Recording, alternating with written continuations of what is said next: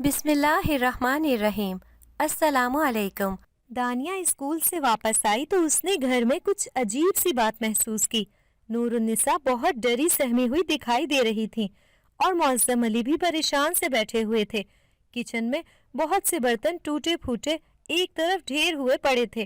اس نے الجھ کر پوچھا، امی کیا ہوا ہے؟ یہ برتن کس نے توڑے ہیں؟ انہوں نے کچھ بھی بتانے کی بجائے اس سے کہا، یہ مجھ سے گر کر ٹوٹ گئے تھے، چھوڑو تم ہاتھ دھو کر آؤ، میں کھانا لگا رہی ہوں۔ وہ کندھے اچکا کر لباس تبدیل کر کے ہاتھ دھونے کے بعد کھانا کھانے بیٹھ گئی۔ اس نے جلدی جلدی کھانا کھایا اور باہر جانے کے لیے اٹھ کھڑی ہوئی۔ اسے شفالی سے ملنا تھا۔ وہ اسے بتائے بغیر اسکول چلی گئی تھی۔ یقیناً وہ اسے نہ پا کر بہت پریشان ہوئی ہوگی۔ وہ درخت کے نیچے پہنچی تو شفالی کو وہاں پر بیٹھے دیکھا۔ وہ بہت ناراض اور روٹھی روٹھی سی تھی۔ اس نے بڑی مشکل سے شفالی کو منایا۔ تھوڑی دیر بعد شفالی کا غصہ اترا تو اس نے دانیہ سے معافی مانگتے ہوئے کہا، دانیہ تمہیں نہ دیکھ کر مجھے بہت غصہ آیا تھا اور اسی غصے میں نے تمہارے گھر میں بہت توڑ پھوڑ مچائی تھی۔ تمہاری امی کو تو یہ سب دیکھ کر بہت غصہ آیا ہوگا۔ دانیہ نے تعجب سے اسے دیکھتے ہوئے کہا، وہ توڑ پھوڑ تم نے کی تھی؟ لیکن امی تو کہہ رہی تھی کہ وہ برتن ان کے ہاتھ سے گر کر ٹوٹے تھے۔ شفالی ہنس کر بولی، ہاں تو انہوں نے مجھے دیکھا نہیں ہوگا نا، اس لیے وہ کچھ نہیں بتا رہی ہیں۔ دانیہ نے کہا، لیکن کیوں؟ وہ کہاں تھی تب؟ شفالی نے مزے سے بتایا، وہ وہیں پر تھی لیکن وہ مجھے دیکھ نہیں سکتی جب تک کہ میں ان کے سامنے خود کو ظاہر نہ کر دوں۔ دانیہ کا منہ حیرت سے کھلا کا کھلا رہ گیا۔ اس نے سرسراتی ہوئی آواز میں پوچھا، لیکن کیوں؟ شفالی مسکراتے ہوئے بولی، کیونکہ میں انسان نہیں جنات میں سے ہوں۔ دانیہ پھٹی پھٹی آنکھوں سے اسے دیکھنے لگی۔ یکایک اسے شفالی سے بہت ڈر لگنے لگا۔ 9 سال کی دانیہ ایک غریب گھرانے سے تعلق رکھتی تھی۔ دانیہ اپنے والدین کی اکلوتی اولاد تھی۔ اس کا باپ معظم علی ایک پرائمری اسکول میں ماسٹر تھا۔ اس کی معمولی سی آمدنی میں گھر کا خرچ اٹھانا مشکل تھا۔ مہینے کا آخر بہت مشکل سے کٹتا تھا۔ اکثر اسے قرض لے کر گزارا کرنا پڑتا تھا۔ اس دن بھی جب حسب معمول مہینہ ختم ہونے میں چند دن تھے، تبھی گھر کا راشن ختم ہو گیا تھا۔ چھٹی والے دن معظم علی اپنے ایک دوست سے ادھار لے کر راشن لے کر گھر میں داخل ہوئے تو ان کی بیوی نور النساء نے افسردہ لہجے میں کہا، آج پھر سے آپ ادھار پر راشن لے آئے ہیں، کیسے چکا پائیں گے قرضہ؟ معظم علی نے فکر مندی سے جواب دیتے ہوئے کہا، مجبوری ہے، قرض لینے کے سوا کوئی اور چارہ نہیں تھا۔ نور النساء معظم علی کی بات سن کر چپ رہ گئی تھی۔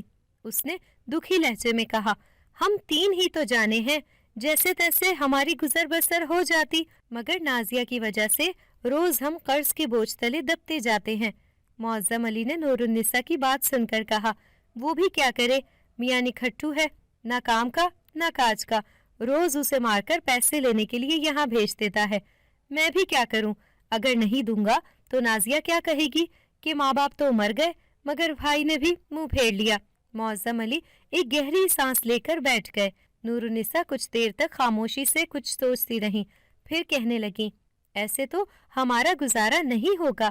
میں نے سلائی سیکھی ہوئی ہے، میں ایسا کرتی ہوں کہ ایک سلائی سینٹر کھولتی ہوں، اس سے کم از کم ہمارا قرضہ اتر جائے۔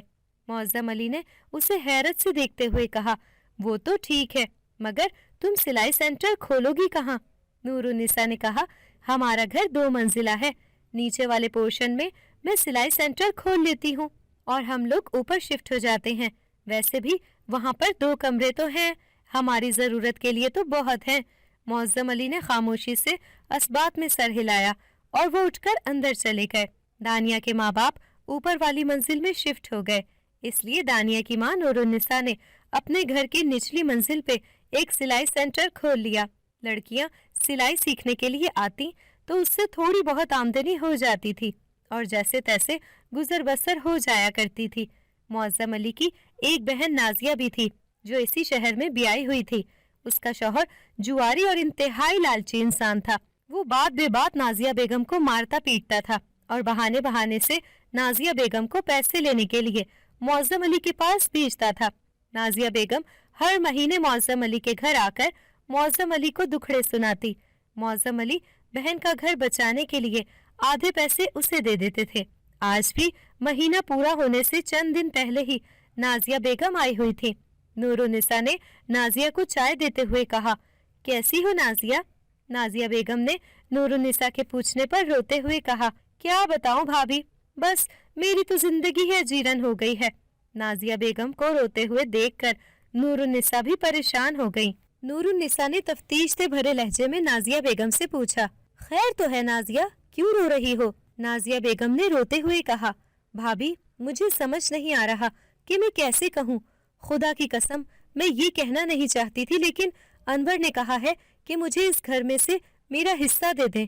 अगर नहीं दिया तो अनवर ने मुझे धमकी दी है कि वो मुझे तलाक दे देगा। उसने कहा है कि वापस तभी घर में कदम रखेगा जब मैं उसके पास घर के कागज या अपने हिस्से की रकम लाऊंगी। नाजिया की ये बात सुनकर नूरुन्निसा सख्त फिक्रमंद हो गई थी। अभी वो कुछ सोच ही रही थी कि मौज़म अली आते दिखाई दिए। मौज़म अली ने नाजिया को देखकर कहा, नाजिया रो क्यों रही हो? नाजिया ने जब मौज़म अली को सारी बात बताई तो वो भी परेशान हो गए। मौज़म अली ने परेशानी से कहा, एक ही घर है मेरे पास, वो भी बेच दूं तो हम कहाँ जाएंगे? नाजिया ने शर्मिंदगी से सर झुकाते हुए कहा, मैं क्या करूं भाईजान, मेरे बस में कुछ नहीं। अगर आपने घर में से मुझे हिस्सा नहीं दिया तो मेरा घर उजड़ जाएगा। नाजिया ने ये कहते हुए मौज़म अली के सामने हाथ जोड़ दिए। मौज़म अली बेबसी से नाजिया को देखकर रह गए थे। उन्होंने बड़ी मुश्किल से नाजिया को घर जाने पर राजी किया और उसके शौहर अनवर से कुछ दिन की मोहलत मांगी ताकि वो घर बेचकर नाजिया को उसका हिस्सा दे सकें। आखिरकार चंद दिन बाद घर का सौदा हो गया। मौज़म अली ने मालिक मकान से कहा कि वो कुछ दिन तक उन्हें घर में रहने दें ताकि वो तब तक कोई घर देख सकें। नाजिया को उसका हिस्सा देने के बाद मौज़म अली के पास बहुत कम पैसे बचे थे, जिससे कोई घर खरीदना बहुत मुश्किल था। एक दिन मौज़म अली घर के सिलसिले में एक मोहल्लेदार से बात कर रहे थे। मोहल्लेदार ने मौज़म अली को कहा, मौज़म भाई, एक घर है तो सही, मैंने भी सुना है कि वो काफी कम कीमत पर मिल रहा है, मगर। मौज़म अली ने जल्दी से कहा, मगर क्या? मोहल्लेदार ने जवाब दिया, सुना है वो घर आसेब ज़दा है, इसलिए कोई भी उस घर को खरीद नहीं रहा। मौज़म अली ने कहा, मुझे वो घर दिखाओ, मैं खरीदूंगा। मोहल्लेदार ने मौज़म अली को अजीब सी नजरों से देखा और उसे जाकर वो घर बता दिया। घर अच्छा खासा बड़ा था, ये भी 2 मंजिला था। मौज़म अली को घर बहुत पसंद आया, मगर इस बारे में जो अफवाहें सुनाई दे रही थी वो सुनकर मौज़म अली को कुछ फिक्र तो हुई, मगर उसने ये कहकर खुद को मुतमईन कर लिया कि ये सब लोगों का वहम ही होगा। मौज़म अली ने मालिक मकान से बात की। मालिक मकान तो जैसे उस घर से जान छुड़ाना चाहता था। उसने पैसे लेकर फौरन घर मौज़म अली को बेच दिया। मौज़म अली के पास पैसे नहीं थे, इसलिए वो इस मोहल्ले वालों के मना करने के बावजूद ये घर खरीदने पर मजबूर था। मौज़म अली अपने घर वालों को नए घर में लेकर आया। दरवाजे को खोलने के बाद वो सब अंदर चले आए। घर की अंदरूनी हालत बहुत अबतर थी, यूं लगता था सालों से यहाँ किसी ने पांव तक नहीं रखा है। सहन में 2 आम के दरख्त थे, जिनके सूखे हुए पत्तों का सहन में एक ढेर लगा हुआ था। दानिया ने अंदर आकर चारों तरफ देखा, उसके चेहरे पे खौफ दिखाई दे रहा था। मौज़म अली ने दानिया को देखते हुए मुस्कुराकर कहा, क्या हुआ बेटी?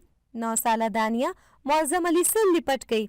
उसने डरे हुए लहजे में कहा, बाबा जान, हम यहाँ क्यों आए हैं? मौज़म अली ने दानिया के सर पर हाथ फेर कर कहा, क्योंकि अब ये हमारा घर है और आज से हम यहीं रहेंगे।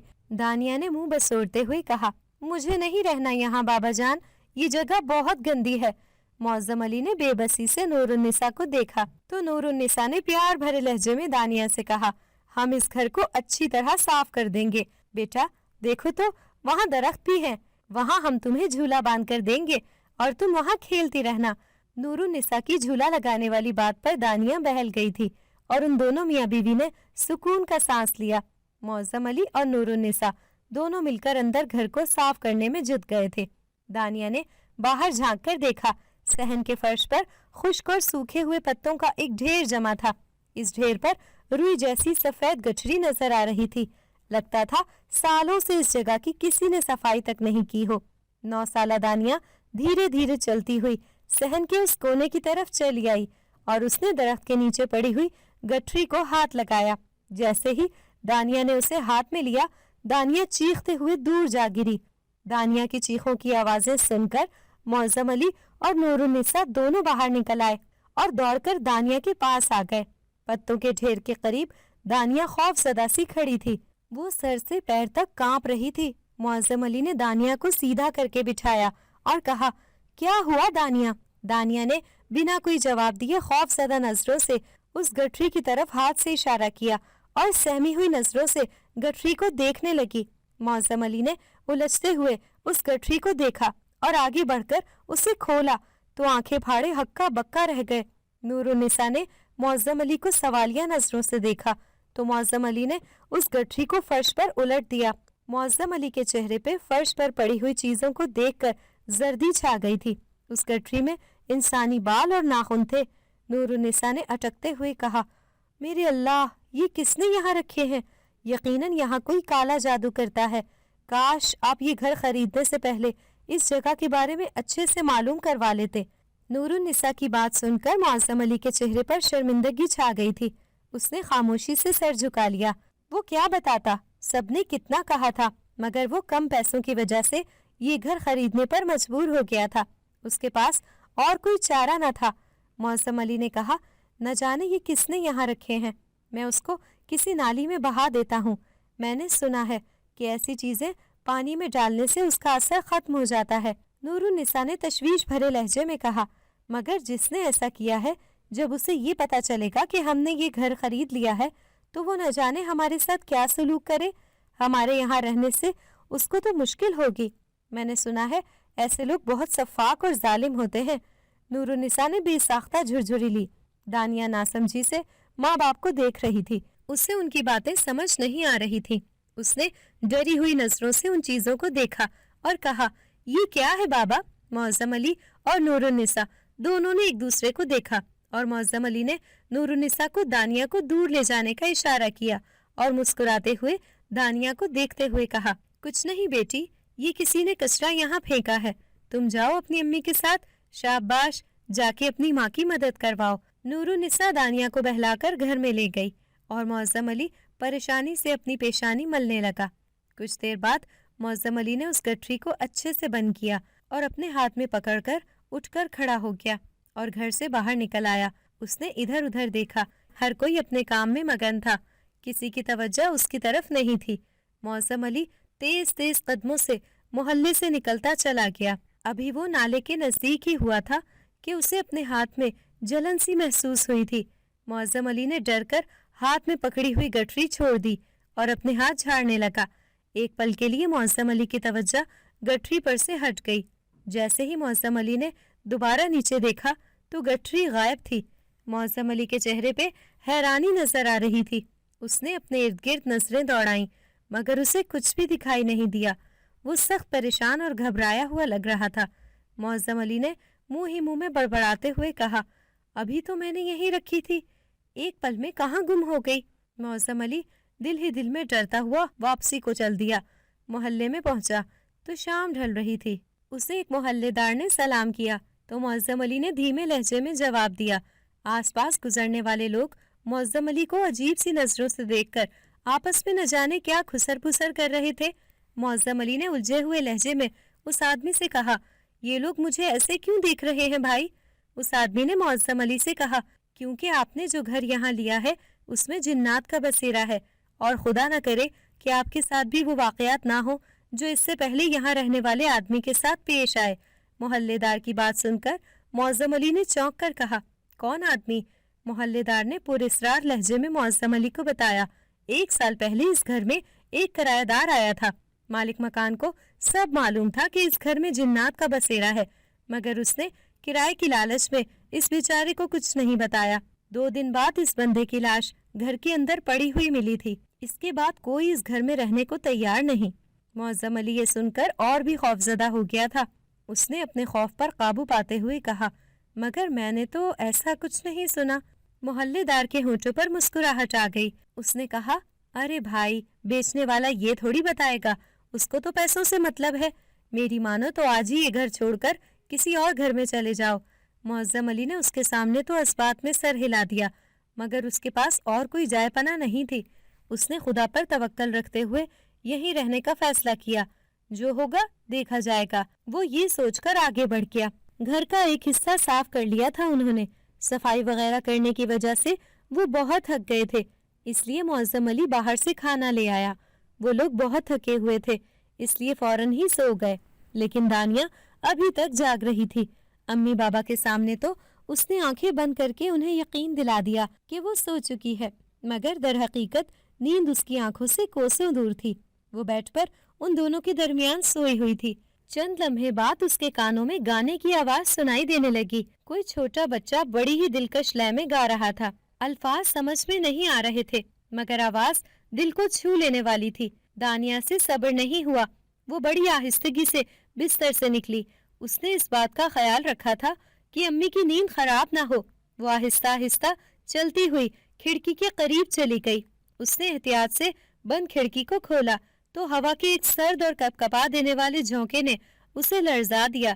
اس نے کھڑکی میں کھڑی ہو کر اس آواز کو سننے کی کوشش کی۔ وہ اب واضح سنائی دے رہی تھی۔ اس نے کھڑکی سے منہ لگا کر جھانکنے کی کوشش کی۔ باہر آم کے درختوں کے پاس کچھ روشنی سی ہو رہی تھی، لیکن کس چیز کی روشنی تھی یہ صحیح سے پتہ نہیں چل رہا تھا۔ لیکن اس سے بھی حیرت انگیز بات یہ تھی کہ اس وقت ایک بچی وہاں پر نظر آ رہی تھی۔ یقیناً وہی گا رہی تھی، کیونکہ آواز اس کی طرف سے آ رہی تھی۔ دانیہ یہ دیکھ کر حیران رہ گئی، بھلا اس وقت وہاں پر کون موجود ہے اور کیوں، وہ بھی اتنی سرد رات میں۔ اس کا دل چاہا کہ وہ وہاں پر جائے، لیکن وہاں پر جانے کے لیے صحن کا جو حصہ پار کرنا پڑتا تھا وہ اندھیرے میں ڈوبا ہوا تھا۔ وہ واپس پلٹی، لیکن پھر تجسس نے زور باندھا تو اس نے باہر جانے کا سوچا۔ نور النساء کے سرہانے ایک دستی لائٹ موجود تھی۔ وہ اسے اٹھانے کے لیے نیچے جھکی تو اس کا پاؤں فرش پر رکھے ہوئے کانچ کے گلاس سے ٹکرا گیا۔ گلاس نیچے لڑکھا تو آواز سے نور النساء جاگ گئیں۔ پہلے تو وہ گھبرا گئیں، لیکن جب دانیہ نے لائٹ جلائی تو انہوں نے اسے پہچان کر کہا، دانیہ تم اس وقت یہاں کیا کر رہی ہو؟ سوئی کیوں نہیں؟ دانیہ نے کہا، امی میں اس لڑکی کے پاس جانا چاہتی ہوں۔ نور النساء نے خدشات سے بھرے لہجے میں کہا، کیا کہہ رہی ہو تم؟ کون سی لڑکی اور کہاں ہے؟ دانیہ نے کھڑکی کی طرف اشارہ کرتے ہوئے بتایا، وہ وہاں باہر بیٹھی ہوئی ہے۔ وہ اتنی پیاری آواز میں گا رہی تھی کہ میں کیا بتاؤں۔ امی آپ بھی چلے نا میرے ساتھ۔ نور النساء کا دل خوف سے دھڑکنے لگا۔ اس وقت جب رات کے 12 بج رہے تھے، بھلا کوئی بچی یہاں پر کیسے آ سکتی تھی جبکہ دروازہ بھی بند تھا؟ یقیناً کچھ گڑبڑ تھی۔ یہی سوچ کر اس نے دانیہ سے کہا، کوئی ضرورت نہیں ہے اس سردی میں باہر جانے کی، چپ چاپ سو جاؤ۔ دانیہ نے ضد کرتے ہوئے کہا، امی جان وہ بھی تو اتنی سردی میں باہر بیٹھی ہے، اسے بھی سردی لگ جائے گی، پلیز آپ چلیں نا۔ یہ کہتے ہوئے وہ کھڑکی کی طرف گئی۔ مجبوراً نور النساء کو بھی اس طرف جانا پڑا، لیکن انہیں وہاں پر اندھیرے کے سوا اور کچھ بھی نظر نہ آیا۔ انہوں نے بگڑ کر دانیہ سے کہا، کہاں ہے تمہاری وہ لڑکی؟ یہاں تو کوئی بھی نہیں ہے۔ دانیہ بھی یہ دیکھ کر پریشان سی ہو گئی تھی۔ اس نے کہا، ابھی تو وہ یہیں پر تھی، پھر کہاں چلی گئی؟ نور النساء نے بیزاری دکھاتے ہوئے کہا، دانیہ ہو سکتا ہے کہ تم نے کوئی خواب دیکھا ہو، یہاں پر کوئی نہیں ہے، اور خبردار جو اس سردی میں تم باہر گئیں۔ رات کے وقت بچوں کو باہر نہیں جانا چاہیے، چلو چپ کر کے سو جاؤ، اب کوئی باتیں نہیں ہوں گی، چلو شاباش۔ نور النساء نے جس لہجے میں کہا تھا، دانیہ کے پاس اس کی بات ماننے کے سوا کوئی چارہ نہیں تھا، اس لیے وہ خاموشی سے بستر پر لیٹ گئی، مگر بہت دیر تک اس کا دماغ سوچوں کے تانے بانے میں الجھتا رہا۔ کون تھی وہ لڑکی؟ اتنی سردی میں باہر کیوں تھی؟ اور اب وہ کہاں چلی گئی؟ یہی سب باتیں سوچتے ہوئے نہ جانے کب اس کی آنکھ لگ گئی۔ صبح جب وہ اٹھی تو نور النساء پہلے ہی اٹھ چکی تھی۔ انہوں نے جاتے ہی وہاں کا جائزہ لیا، مگر انہیں کچھ بھی ایسا نظر نہ آیا جو کسی حد تک مشکوک ہوتا، اس لیے وہ مطمئن ہو گئیں، ورنہ جب سے اس نے وہ بالوں اور ناخنوں والی گٹھری دیکھی تھی، اس کے دل کو عجیب سا دھڑکا لگا رہتا تھا، جیسے ابھی کچھ برا ہو جائے گا۔ وہ مطمئن ہو کر اندر چلی گئی۔ دانیہ بھی اٹھ کر سیدھی اس درخت تلے آ گئی تھی جس کے نیچے اس نے رات میں اس بچی کو دیکھا تھا۔ وہ متجسس نگاہوں سے اس جگہ کو دیکھنے لگی۔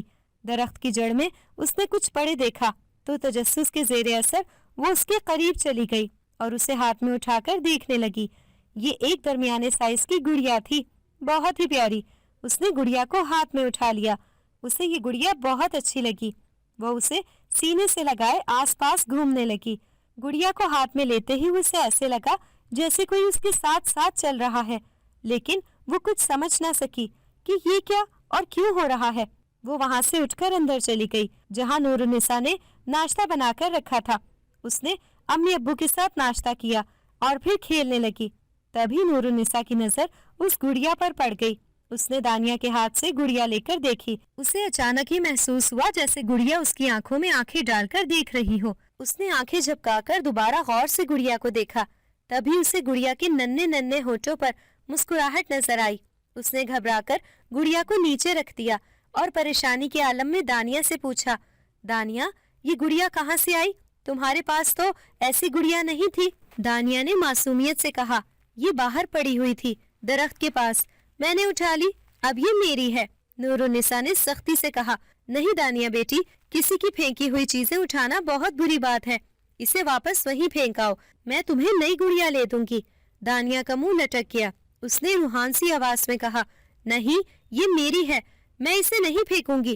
اس کی روحان سی شکل دیکھ کر معظم علی نے جلدی سے مداخلت کرتے ہوئے کہا، چھوڑو اسے نور، یہاں پر پہلے سے جو رہتے تھے ان کے بچوں نے چھوڑی ہوگی، اور ویسے بھی یہ ہمارا گھر ہے، کوئی کچرا کنڈی تھوڑی ہے کہ کوئی یہ آ کر پھینک گیا ہوگا، بچی ہے وہ، اگر اسے پسند آ گئی ہے یہ گڑیا تو رکھنے دو اپنے پاس۔ یہ کہہ کر معظم علی نے دانیہ سے کہا، دانیہ جاؤ بیٹا، آپ باہر جا کر کھیلو، شاباش جاؤ۔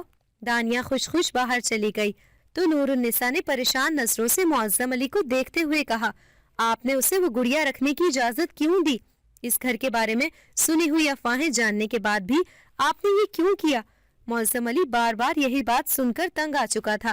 اس نے جھنجھلا کر کہا، جسے دیکھو وہ یہی بات کہتا ہے، کچھ نہیں ہے ایسا ویسا یہاں پر، فضول میں وہم مت پالا کرو۔ نور النساء نے کہا، مجھے کوئی وہم نہیں ہے معظم، رات میں بھی دانیہ نے کسی بچی کو دیکھا تھا اس درخت کے نیچے، وہ تو بھاگی جا رہی تھی باہر، اگر میں بر وقت جا کر اسے روک نہ لیتی۔ میں نے اس کے کہنے پر وہاں دیکھا تو وہاں پر کوئی بھی نہیں تھا، اور ابھی بھی جب میں نے اس گڑیا کو ہاتھ میں لیا تو اس نے پلکیں جھپکائی تھی اور اس کے ہونٹوں پر مسکراہٹیں نظر آئیں۔ یہ سب بے وجہ تو نہیں ہے نا معظم، کچھ تو ہے آخر، مجھے بہت ڈر لگتا ہے۔ معظم علی نے یہ بات سن کر نرمی سے کہا، تم پریشان مت ہو، دانیہ تو بچی ہے، اور بچے تو اکثر ایسی ایسی کہانیاں گڑھ کر سناتے ہیں کہ حد نہیں، تم اس کی باتوں پر زیادہ دھیان نہ دو اور بلا وجہ کے خوف اور وہم مت پالو۔ جانتی ہو نا کہ وہم اس چیز کو بھی حقیقت کا لبادہ پہنا کر سامنے لا کر کھڑا کر دیتا ہے جس کا کوئی وجود ہی نہیں ہوتا۔ اسی وقت ٹیبل پر رکھی ہوئی شیشے کی پلیٹ نیچے گری اور تڑاخ کی آواز سے ٹوٹ گئی۔ وہ دونوں بہت بری طرح چونک گئے۔ نور النساء کا چہرہ خوف سے لٹھے کی طرح سفید ہو گیا۔ معظم علی نے اس کی حالت بھانپتے ہوئے اسے دلاسا دیتے لہجے میں کہا، ڈرو مت نور، میں نے ٹیبل کو ہلکے سے دھکیلا تھا، اسی وجہ سے گری ہوگی۔ یہ سن کر نور النساء کی رکی ہوئی سانس کچھ بحال ہوئی۔ اس نے آگے بڑھ کر کانچ سمیٹنا شروع کیا تو معظم علی بھی باہر نکل گیا۔ نور النساء سوچوں میں گم اپنا کام کرتی رہی۔ کافی دیر تک سوچنے کے بعد وہ جھنجھلا گئی تو یہ سوچ کر دل کو تسلی دینے لگی کہ کیا پتا وہ میرا وہم ہو، شاید معظم علی سچ ہی کہہ رہے ہیں، میں بھی بلا وجہ ان افواہوں پر دھیان دے رہی ہوں، یقیناً ایسا کچھ نہیں ہوگا۔ اس خیال نے انہیں خاصا مطمئن کر دیا اور وہ سکون سے اپنا کام کرنے لگی۔ دانیہ واپس اسی درخت کے نیچے آ گئی تھی۔ اس نے جگہ صاف کر کے گڑیا کو وہاں لٹا دیا۔ وہ اپنے کھیل میں ہی مگن تھی جب اچانک ہی اس نے کسی کو اپنا نام پکارتے ہوئے سنا، دانیہ، دانیہ، ادھر دیکھو۔ آواز کسی چھوٹے بچے کی تھی۔ دانیہ نے ادھر ادھر دیکھا مگر وہاں یا تو وہ خود تھی یا پھر گڑیا۔ اس نے سر جھٹک کر دوبارہ اپنا دھیان کھیل کی طرف مرکوز کر لیا۔ آواز دوبارہ آئی۔ اس نے غور کیا تو اندازہ ہوا کہ آواز درخت سے آ رہی ہے۔ اس نے سر اٹھا کر اوپر دیکھا اور وہ یہ دیکھ کر حیران رہ گئی کہ وہاں پر وہی رات والی لڑکی بیٹھی ہے۔ وہ ایک شاخ پر بڑے مزے سے اس طرح بیٹھی ہوئی تھی جیسے اپنے گھر میں کسی کرسی پر بیٹھی ہوئی ہے۔ دانیہ کو اپنی طرف متوجہ پا کر وہ مسکرا دی اور چھلانگ مار کر نیچے اتر آئی۔ دانیہ اس کے اتنی اونچائی سے کودنے پر ہی حیرت زدہ تھی۔ وہ لڑکی اس کے سامنے آ کر بیٹھ گئی۔ عمر میں وہ دانیہ کے برابر ہی لگ رہی تھی، لیکن دانیہ کو کچھ عجیب سی بات محسوس ہوئی تھی اس کے اندر۔ وہ سمجھ نہیں پا رہی تھی کہ وہ کیا بات تھی جو اسے بے آرام کر رہی تھی۔ اس لڑکی کی آنکھیں بہت ہی خوبصورت تھی، گہری نیلی آنکھیں جن میں گہرے سرخ رنگ کی آمیزش تھی۔ دانیہ نے اس سے حیرت سے پوچھا، تم کون ہو؟ اس نے پرسکون لہجے میں جواب دیا، میں شفالی ہوں۔ دانیہ کو یہ سن کر بہت خوشی ہوئی. ایسا عجیب نام اس نے پہلی بار سنا تھا. اس نے کہا شفالی تمہارا نام تو بہت خوبصورت ہے, تم یہاں کیا کر رہی ہو؟ شفالی نے مسکراتے ہوئے کہا میں تو یہیں پر رہتی ہوں. دانیہ نے حیرت سے کہا یہاں پر؟ لیکن کہاں؟ ہمیں تو 2 دن ہوئے ہیں یہاں آئے ہوئے, لیکن ہمیں تو یہاں پر اور کوئی گھر نہیں دکھائی دیا. شفالی نے کہا میں تو یہیں پر رہتی ہوں, میرا گھر اس درخت میں ہے. دانیہ ہکی بکی سی رہ گئی. بھلا درخت بھی کوئی رہنے کی جگہ ہوتی ہے؟ پرندے ہی رہ سکتے ہیں ادھر تو. اس نے یہی بات شفالی سے کہی تو شفالی نے دانیہ کی آنکھوں پر ہاتھ رکھتے ہوئے کہا تمہیں میرا گھر ایسے ہی دکھائی نہیں دے گا, تم تھوڑی دیر کے لیے اپنی آنکھیں بند کر لو تو میں تمہیں اپنا گھر دکھا سکتی ہوں. دانیہ نے اس کا گھر دیکھنے کے شوق میں آنکھیں بند کر لی. ایک لمحے کے بعد شفالی نے اس کی آنکھوں سے ہاتھ ہٹاتے ہوئے کہا اب آنکھیں کھول دو. دانیہ نے آنکھیں کھول دی تو وہ حیران رہ گئی. کچھ دیر پہلے تک تو وہ درخت کے نیچے کھڑی تھی, لیکن اب وہ جس جگہ موجود تھی وہ کسی محل سے کم نہیں تھی. ہر طرف بے حد خوبصورتی چھائی ہوئی تھی. وہاں پر ایسی خوبصورت اور بیش قیمت چیزیں تھیں جو اس سے پہلے دانیہ نے کبھی بھی کہیں پر نہیں دیکھی تھی. وہ حیرت زدہ سی دیکھ رہی تھی. جب شفالی نے اس سے پوچھا یہ ہے میرا گھر دانیہ؟ دانیہ نے کہا بہت خوبصورت ہے تمہارا گھر تو. شفالی یہ تو کسی محل کے جیسا لگ رہا ہے. شفالی مسکرا دی. پھر وہ چونک کر بولی آؤ میں تمہیں اپنی امی حضور سے ملوا دوں, وہ تم سے مل کر بہت خوش ہوں گی. دانیہ ہچکچاتے ہوئے اس کے ساتھ آگے بڑھ گئی. اچانک ہی ایک طرف سے ایک خاتون نمودار ہوئی. دانیہ تو یہ دیکھ کر ہی حیران رہ گئی تھی کہ وہ بالکل ہی اچانک ہی سامنے آ گئی تھی جیسے زمین سے اگائی ہو. اس نے دانیہ کا استقبال بہت پیار سے کیا تھا. وہ کافی دیر تک ان لوگوں کے ساتھ رہی. پھر شفالی جس طرح اسے لے گئی تھی ویسے ہی لے آئی. اس نے دوبارہ اپنے آپ کو اس درخت کے نیچے پایا تو وہ بہت حیران ہوئی اور خوش بھی. اس دن سے شفالی اور دانیہ میں بہت اچھی دوستی ہو گئی تھی. لیکن دانیہ نے اس بارے میں نور النساء یا معظم علی کو کچھ نہیں بتایا. ان کی نظر میں وہ اکیلی ہی اپنی گڑیا کے ساتھ کھیلتی رہتی تھی. شفالی اکثر بلکہ روز ہی اس کے ساتھ کھیلنے آتی تھی. لیکن چند دنوں کے بعد معظم علی نے دانیہ کو پھر سے اسکول میں بھیجنا شروع کر دیا. دانیہ 3ری کلاس میں پڑھتی تھی, لیکن گھر کی تبدیلی کی وجہ سے اسے پرانا اسکول چھوڑنا پڑا تھا. لیکن اب معظم علی نے یہاں آتے ہی ایک اچھا سا اسکول دیکھ کر اس کا داخلہ وہاں کروا دیا تھا. شفالی اس کے جانے سے بہت پریشان اور خفا ہوئی تھی. پہلے دن جب دانیہ اسکول گئی اور شفالی حسب معمول اسے اسی جگہ نہ ملی تو وہ پریشان ہو کر اندر چلی آئی. نور النساء اس وقت صبح کے ناشتے والے برتن دھو رہی تھی. وہ شفالی کو نہیں دیکھ پائیں. شفالی نے سارے گھر میں پھر کر دیکھ لیا مگر اسے دانیہ کہیں نہیں ملی. غصے میں آ کر اس نے باہر ڈرائنگ روم میں رکھے بک شیلف کو دھکا دیا تو وہ زوردار آواز کرتے ہوئے فرش سے جا ٹکرایا. نور النساء اس دھماکے کو سن کر کانپ کر رہ گئی. ڈرتے ڈرتے اس نے ڈرائنگ روم میں جھانکا. تب تک شفالی کچن میں پہنچ گئی اور اس نے ریک سے برتن اٹھا اٹھا کر پٹخنے شروع کر دیے. چند لمحوں میں اس نے کچن کا حلیہ بگاڑ کر رکھ دیا. اس کے بعد وہ پیر پٹختے اور غصے سے تن فن کرتے ہوئے چلی گئی. برتنوں کے گرنے کی آواز سن کر نور النساء ایک بار پھر سر تا پیر لرزتی ہوئی کچن کے سامنے آ کھڑی ہوئی اور دروازے سے اندر جھانکنے لگی. اندر نظر پڑتے ہی اس کا کلیجہ منہ کو آ گیا. سالوں کے سنبھال کر رکھے گئے برتنوں کا ڈھیر زمین پر پڑا اس کا منہ چڑھا رہا تھا. اکثر برتن تو چکنا چور ہو چکے تھے. وہ وہیں بیٹھ کر رونے لگی.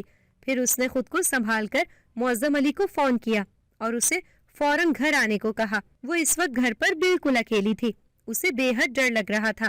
دانیہ اسکول سے واپس آئی تو اس نے گھر میں کچھ عجیب سی بات محسوس کی. نور النساء بہت ڈری سہمی ہوئی دکھائی دے رہی تھی اور معظم علی بھی پریشان سے بیٹھے ہوئے تھے.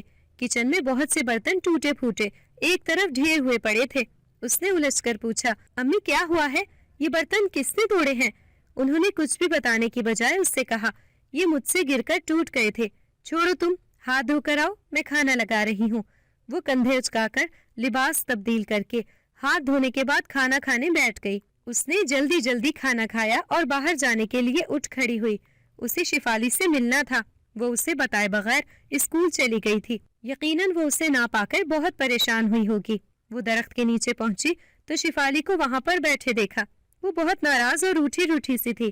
اس نے بڑی مشکل سے شفالی کو منایا. تھوڑی دیر بعد شفالی کا غصہ اترا تو اس نے دانیہ سے معافی مانگتے ہوئے کہا دانیہ تمہیں نہ دیکھ کر مجھے بہت غصہ آیا تھا اور اسی غصے میں نے تمہارے گھر پہ بہت توڑ پھوڑ مچائی تھی. تمہاری امی کو تو یہ سب دیکھ کر بہت غصہ آیا ہوگا۔ دانیہ نے تعجب سے اسے دیکھتے ہوئے کہا، وہ توڑ پھوڑ تم نے کی تھی؟ لیکن امی تو کہہ رہی تھی کہ وہ برتن ان کے ہاتھ سے گر کر ٹوٹے تھے۔ شیفالی ہنس کر بولی، ہاں تو انہوں نے مجھے دیکھا نہیں ہوگا نا، اسی لیے وہ کچھ نہیں بتا رہی ہیں۔ دانیہ نے کہا، لیکن کیوں؟ وہ کہاں تھی تب؟ شیفالی نے مزے سے بتایا، وہ وہیں پر تھی لیکن وہ مجھے دیکھ نہیں سکتی جب تک کہ میں ان کے سامنے خود کو ظاہر نہ کر دوں۔ دانیہ کا منہ حیرت سے کھلا کا کھلا رہ گیا۔ اس نے سرسراتی ہوئی آواز میں پوچھا، لیکن کیوں؟ شیفالی مسکراتے ہوئے بولی، کیونکہ میں انسان نہیں جنات میں سے ہوں۔ دانیہ پھٹی پھٹی آنکھوں سے اسے دیکھنے لگی۔ یکایک اسے شیفالی سے بہت ڈر لگنے لگا۔ شیفالی نے اس کا ڈر بھانپ لیا۔ اس نے کہا، تمہیں مجھ سے ڈرنے کی کوئی ضرورت نہیں ہے دانیہ، تم انسان خوامخواہ میں ہی ہم جنات سے خوف کھاتے ہو۔ ہم اس وقت تک تم لوگوں کو کوئی نقصان نہیں پہنچاتے جب تک ہمیں تم سے کوئی نقصان نہیں پہنچتا۔ تم نے ایسا کچھ نہیں کیا ہے، اس لیے تمہیں ڈرنا نہیں چاہیے، اور پھر تم تو میری دوست ہو، تمہیں تو میں کوئی تکلیف پہنچانے کے بارے میں سوچ بھی نہیں سکتی۔ اس کی باتوں سے دانیہ کو کچھ ڈھارس ہوئی اور اس کا خوف ختم ہو گیا۔ وہ دونوں پہلے کی طرح ہی کھیلنے لگی۔ پھر دونوں دانیہ کے گھر میں آ گئی۔ چند لمحے بعد دانیہ کچن کے سامنے کھڑی تھی۔ نور النساء اور معظم علی حیرت سے کچن کو دیکھ رہے تھے۔ وہاں پر پھیلا ہوا ٹوٹے برتنوں کا ڈھیر غائب ہو چکا تھا اور اب اس کی جگہ نئے برتن آ رہے تھے۔ وہ دونوں دم بخود سے یہ عجیب اور حیرت انگیز منظر دیکھ رہے تھے۔ تھوڑی دیر بعد کچن کا دروازہ خود بخود بند ہو گیا تو نور النساء نے ہانپتی ہوئی آواز میں کہا، معظم، آپ میری بات نہیں مان رہے تھے نا؟ دیکھ لیا اب اپنی آنکھوں سے؟ معظم علی بھی حیرت سے گنگ کھڑے تھے۔ دانیہ نے کہا، امی آپ ڈرے مت، یہ شیفالی نے کیا ہے۔ معظم علی نے چونک کر پوچھا، شیفالی یہ کون ہے؟ دانیہ فخریہ انداز میں مسکراتے ہوئے بولی، وہ میری بہت اچھی دوست ہے، وہ جنات میں سے ہے اور ہم لوگوں سے بھی بہت پہلے یہاں پر اپنے ماں باپ کے ساتھ رہتی ہے۔ معظم علی اور نور النساء کا منہ کھلا کا کھلا رہ گیا۔ ایک جن زادی اور دانیہ کی سہیلی، عجیب اور نہ سمجھ میں آنے والی بات تھی۔ نور النساء نے ہکلاتے ہوئے پوچھا، یہ تم کیا کہہ رہی ہو؟ یہ کیا پاگل پن ہے دانیہ؟ دانیہ نے برا منہ کر کے اس کی طرف دیکھا اور پھر شیفالی کو کہا، شیفالی امی کو یقین نہیں آ رہا ہے۔ اس کے کہتے ہی بھاری بھرکم الماری اپنی جگہ سے اوپر ہو کر دوسری سائڈ پر کھسک گئی۔ معظم علی نے جلدی سے کہا، بیٹا ہمیں یقین آ گیا ہے، تمہارا بہت شکریہ شیفالی، اب تم چاہو تو اپنے گھر جا سکتی ہو۔ اگرچہ وہ شیفالی کو دیکھ نہیں رہا تھا مگر الماری کی حرکت شیفالی کے وجود کا یقین دلانے کے لیے کافی تھی۔ دانیہ اور شیفالی نے مسکرا کر ایک دوسرے کو دیکھا اور پھر شیفالی اسے الوداع کرتے ہوئے چلی گئی۔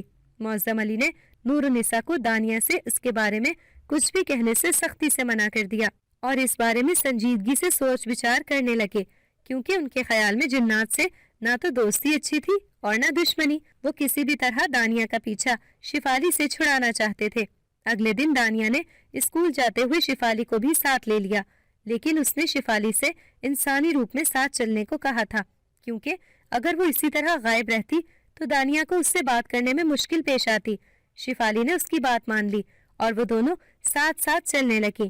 دونوں باتیں کرتے ہوئے اسکول کے گیٹ پر آ پہنچی تھی۔ شیفالی نے اندر قدم رکھتے ہوئے مسکراتے ہوئے دانیہ سے کہا، واہ دانیہ، تمہارا اسکول تو واقعی میں بے حد پیارا ہے۔ دانیہ نے فخر سے اسکول کی عمارت کی طرف دیکھا اور مسکرائی۔ دانیہ نے کہا، ہاں شیفالی، ہمارا اسکول بہت پیارا ہے، مگر یہ سب ہمارے ٹیچرز کا کمال ہے، وہ گندگی کو پسند نہیں کرتے، اس لیے ہمارا اسکول سب سے زیادہ صاف ستھرا ہے۔ چلو تمہیں اپنے کلاس روم دکھاؤں۔ دانیہ مسکراتے ہوئے شیفالی کا ہاتھ پکڑے اسے اپنے کلاس روم میں لے آئی۔ آج وہ ٹیچرز کے سامنے پہنچنے سے پہلے ہی آ گئی تھی۔ کلاس روم میں دانیہ کے کلاس فیلوز سے دانیہ نے شیفالی کا تعارف کروایا۔ سب نے خوش دلی سے شیفالی کو ویلکم کیا۔ کچھ دیر بعد دانیہ کے ٹیچرز بھی آ گئے۔ شیفالی ان سے مل کر بہت خوش ہوئی تھی۔ کلاس ختم ہونے کے بعد دانیہ اور شیفالی باہر آ کر اسکول میں لگے ہوئے درختوں کی چھاؤں میں بیٹھ گئیں۔ شیفالی نے دانیہ سے کہا، مجھے تمہارے ٹیچر سے مل کر بہت اچھا لگا، کتنا پیار اور محبت سے وہ پڑھا رہے تھے۔ دانیہ کے معصوم چہرے پر مسرت پھوٹ پڑی۔ اس نے چہکتے ہوئے شیفالی سے کہا، ہاں ہمارے ٹیچرز بچوں سے بہت پیار کرتے ہیں اور وہ ہمیں ڈانٹتے بھی نہیں۔ شیفالی نے مسکراتے ہوئے دانیہ کو دیکھا، تبھی ان کو کسی کے چلانے کی آوازیں سنائی دیں۔ وہ دونوں اٹھ کر بھاگتی ہوئی آواز کی سمت بھاگی۔ ایک ہجوم کے سامنے ان کے اسکول کے ایک بچے کو کچھ لڑکے مار رہے تھے۔ سب بچے کھڑے تماشائی بنے ہوئے تھے۔ دانیہ نے گھبرا کر شفالی کو دیکھا اور دکھی لہجے میں شفالی سے کہا، شفالی اس بیچارے کو یہ لوگ مار دیں گے۔ شفالی یکٹک ان لڑکوں کو گھور رہی تھی۔ اس کے لب بے آواز ہل رہے تھے کہ اچانک پتہ نہیں ان لڑکوں کو شفالی نے کیا کیا کہ وہ اس بچے کو چھوڑ کر وہاں سے بھاگ گئے۔ وہ لڑکا سسکیاں لے کر رو رہا تھا۔ شفالی دکھ بھری نظروں سے اسے دیکھ کر رہ گئی۔ دانیہ چلتی ہوئی اس لڑکے کے پاس بیٹھ گئی۔ وہ لڑکا اس کی کلاس کا تھا۔ اس نے دانیہ کو اپنے قریب بیٹھا دیکھا تو کہا، تم کیوں آئی ہو؟ وہ تمہیں بھی ماریں گے، چلی جاؤ۔ دانیہ نے سر جھکا لیا۔ اس کی آنکھوں سے آنسو بہہ رہے تھے۔ شفالی نے دانیہ کو اٹھایا تو دانیہ نے کہا، شفالی تم اسے اس کے گھر پر چھوڑ کر آؤ نا، وہ لڑکے ہمارے جاتے ہی راستے میں اس کو پھر ماریں گے۔ شفالی نے دانیہ کو فکر مندی سے دیکھا۔ اس نے تشویش بھرے لہجے میں دانیہ سے کہا، مگر دانیہ اگر میں اس کو چھوڑنے کے لیے جاؤں گی تو تم اکیلی اسکول میں کیسے رہو گی؟ اگر ان لڑکوں نے تمہیں کوئی نقصان پہنچانے کی کوشش کی تو؟ دانیہ نے بے پرواہی سے جواب دیا، وہ مجھے کچھ نہیں کہیں گے، تم اس کو چھوڑ کر آؤ، میں یہیں بیٹھی ہوں، پھر ہم گھر چلیں گے۔ شفالی اس لڑکے کے ساتھ چلی گئی۔ کچھ دیر بعد ایک بوڑھا آدمی دانیہ کے پاس کھڑا ہو گیا۔ اس نے مسکراتے ہوئے دانیہ سے بات کی اور باتوں ہی باتوں میں اپنی جیب سے ایک چاکلیٹ نکال کر دانیہ کو دی۔ دانیہ اپنی پسندیدہ چاکلیٹ دیکھ کر رہ نہیں پائی اور اسے کھانے لگی۔ شفالی جب لڑکے کو چھوڑ کر آئی تو اسے دانیہ کہیں نہیں ملی۔ اس نے سارے اسکول کو دیکھ لیا مگر دانیہ کہیں نہیں ملی۔ اس نے اپنی جناتی قوت سے پتہ چلایا کہ دانیہ کو بردہ فروشوں نے اغوا کر لیا ہے۔ اس اڈے میں اس وقت تقریباً 10 افراد قید تھے۔ ان میں بچے اور نوجوان دونوں شامل تھے۔ وہیں پر ایک کونے میں دانیہ بھی بے ہوش پڑی ہوئی تھی۔ اسے ہوش آیا تو وہ خود کو اس اجنبی جگہ بندھا ہوا دیکھ کر گھبرا گئی، لیکن پھر اس کی رسیاں خود بخود کھلنے لگیں۔ شفالی پہنچ گئی تھی۔ دانیہ کی بندشیں کھولنے کے بعد وہ یہاں کے دوسرے لوگوں کی طرف متوجہ ہو گئی۔ ایک ایک کر کے سبھی آزاد ہو گئے تھے۔ شفالی نے اس بوڑھے کو گردن سکڑ کر دیوار سے دے مارا جو دانیہ کو یہاں پر لایا تھا۔ وہ اور اس کے ہرکارے خوف زدہ نظروں سے ارد گرد دیکھنے لگے۔ انہیں شفالی نظر نہیں آ رہی تھی، اس لیے وہ شدید دہشت میں مبتلا ہو گئے تھے۔ شفالی نے ایک بار پھر اپنی طاقت سے کام لیا اور وہ سب آپس میں ہی دست و گریباں ہو گئے اور دانیہ سمیت سبھی قیدیوں کو وہاں سے نکلنے کا موقع مل گیا۔ شفالی نے دانیہ کو گھر کے باہر چھوڑا اور خود اپنے گھر کی طرف چلی گئی۔ دانیہ اندر آئی تو اسے اپنی ماں کی آواز سنائی دی۔ وہ کہہ رہی تھی، معظم کسی طرح میری بچی کی اس جن زادی سے جان چھڑائیں۔ یہ سن کر دانیہ بھاگتی ہوئی اندر آئی اور اس نے اپنے ماں باپ کو ساری بات بتائی تو وہ سخت شرمندہ ہوئے۔ انہوں نے کہا، ہم جنات کو برا سمجھتے ہیں مگر انسان سے تو جنات اچھے ہوتے ہیں۔ اس کے بعد معظم علی اور نور النساء نے کبھی بھی دانیہ اور شفالی کی دوستی پر کوئی اعتراض نہیں کیا۔ شفالی اور دانیہ کی وہ دوستی آج تک قائم ہے۔ اگر آپ کو ہماری آج کی کہانی پسند آئی ہے تو اسے لائک کریں، شیئر کریں اور چینل کو سبسکرائب کرنا مت بھولیے گا تاکہ آپ کو ہر نئی آنے والی ویڈیو کا نوٹیفیکیشن بر وقت ملتا رہے۔